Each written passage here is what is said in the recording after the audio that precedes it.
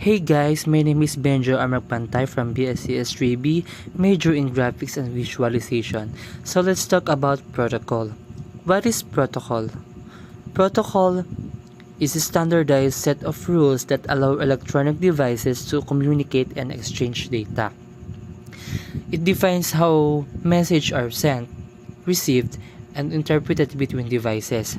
Without protocol, computer wouldn't understand each other. It's like people speaking different languages. Next, why do protocol matter? It ensures accurate and reliable communication.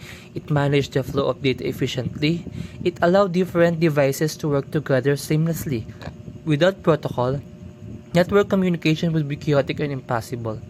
In simple terms, a protocol is like a language or standard that devices use to understand each other and exchange information properly. Without protocol, the internet and other form of communication between electronic devices would be impossible. Protocol requirement. Protocol must account of the following: message encoding, message formatting and encapsulation, message size, and message timing. Message encoding.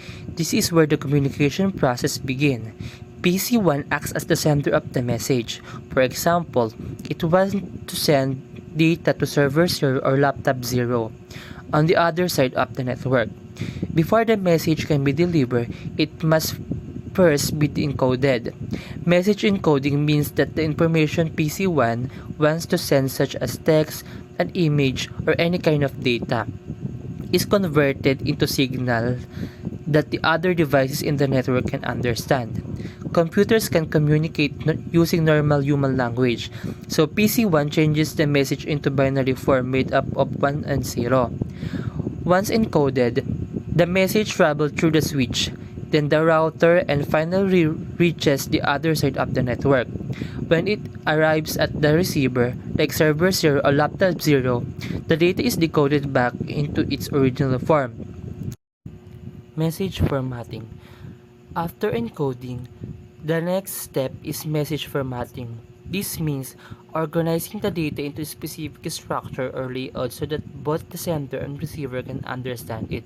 For example, PC1 arranges the message with proper headers and details, like who the sender is, who the receiver is, and what type of data it is.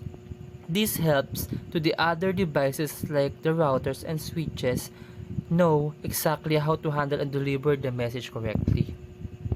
Next is message size. This refers to how big or small the data being sent is. PC1 needs to make sure the message isn't too large for the network to handle. If the data is too big, it will be broken into smaller pieces called packets, so it can travel smoothly across the network without errors or delay. Once it reaches the destination, those packets are reassembled back into the original message. Next, we have message delivery options. This part explains how the message travels from the sender to the receiver, whether it's meant for the device, a group, or everyone in the network. There are three main delivery types: the unicast, multicast, and broadcast. Unicast happen when one device sends a message to only one specific devices. For example, if PC1 sends data directly to PC2, that's unicast. It's a one-to-one communication, just like sending a private message to one person only. This is the most common type of delivery used in everyday network communication. Next is multicast. Is when the message is sent to a selected group of devices instead of just one. For instance, PC1 might send information to PC2 and PC3 at the same time, but not all the devices in the network. Lastly, broadcast means sending all the message to all devices within the same local network.